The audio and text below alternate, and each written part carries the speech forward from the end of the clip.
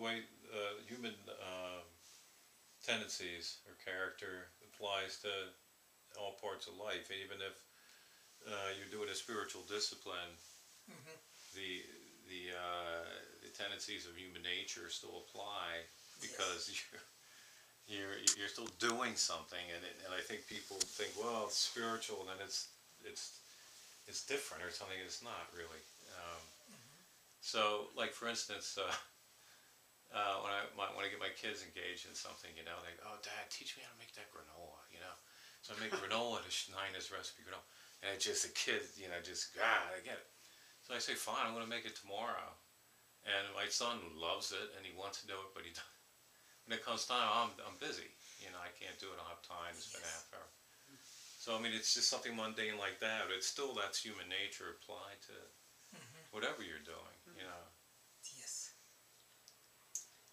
Human nature, you know, they describe ahar, nidra, bhay, and maithun. These are four common things for all the living creatures.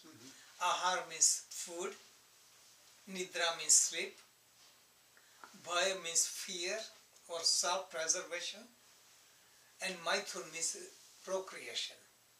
These are common in all the living creatures. Humans have potential to rise above. All the animals has food, sleep, survival, and pleasure. This come. Everyone is seeking pleasure, and it's common with human being. Everyone is seeking pleasure. I'm seeking pleasure no matter I admit or not. Spiritual people are seeking pleasure. Actually, that is what we are seeking. Aren't some people seeking pain? Probably pain is their pleasure. That, you know. That's Americans.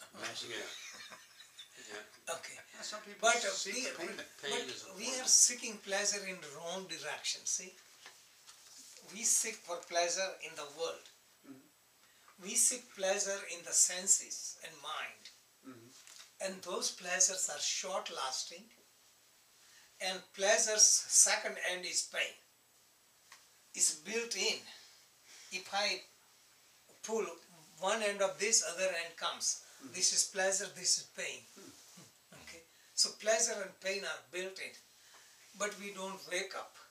Can you be seeking both? I mean, not pain, but can you be seeking pleasure and also spiritual pleasure? Because Doesn't matter. don't Pleasure is pleasure. So we seek pleasure in the world, and then we get pain. But Maya is so powerful that we repeat the cycle. We get pleasure, then pain. We remember pleasure, and during pain we are asleep. Pleasure, so we somehow go on for pleasure. So just see, you can see so many people get hurt doing something and they still repeat it. The cycle goes on. When we wake up, then say, I'm going in the wrong direction. Then you go inward, and then you go inward, like meditation, moral life, harmonious living, all this. You find a little bit greater pleasure with less pain. And ultimately, in deep meditation, where we transcend the mind, there is total pleasure. It's called bliss. That is the whole book.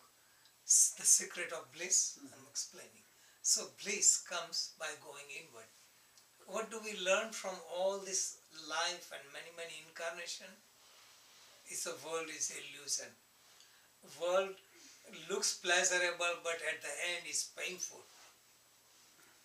It is short-lasting. It binds you. And Patanjali describes all the pleasures are pain. You know, I put in the book translation. One is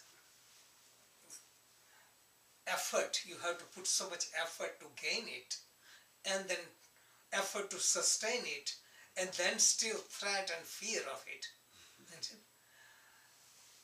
End product is always painful. Third one, it builds sanskaras. Sanskaras means craving. Like you have pleasure, and first thing, it builds craving. Like I have it, I want to sustain it. Just like say you take sleeping pill, you take drug, Indeed, more and more body gets worn out, but you don't get higher. You become addicted and weaker. Sanskaras. Sanskaras are the one that survive after our death. So this is why, pleasure binds you to transmigration. And also pleasure depends upon our guna, different inner tendency. Our tendency changes, so pleasure also changes. So all pleasure are painful. So all we seek is pleasure, but we are seeking in the wrong direction. So I had the answer in the book. You don't have to give up worldly pleasure. Enjoy worldly pleasure with awareness.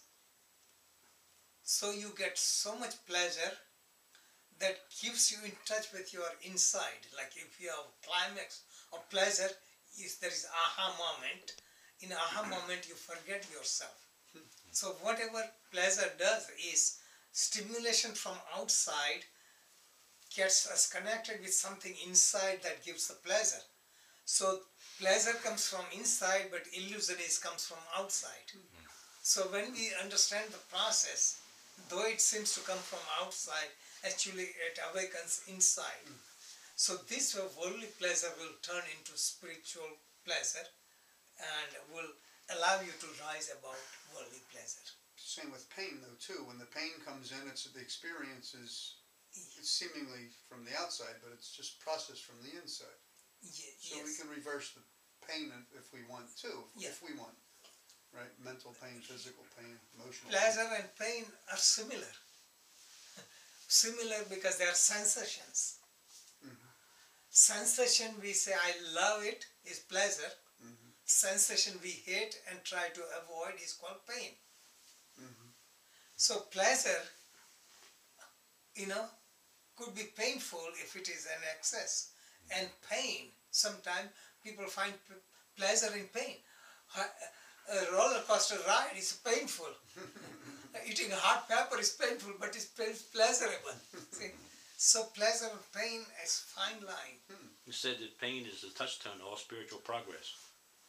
The what? They say that pain is the touchstone to all spiritual progress. Touchstone? What's touchstone. Touchstone. It is a blessing in disguise. The reason I got you. Yeah, it is blessing in disguise because it makes you think. Helps you wake up, Because when there is pleasure, we don't think, we don't question. In pain, we think. Yeah. That's why we're forced to think. Okay. The Lord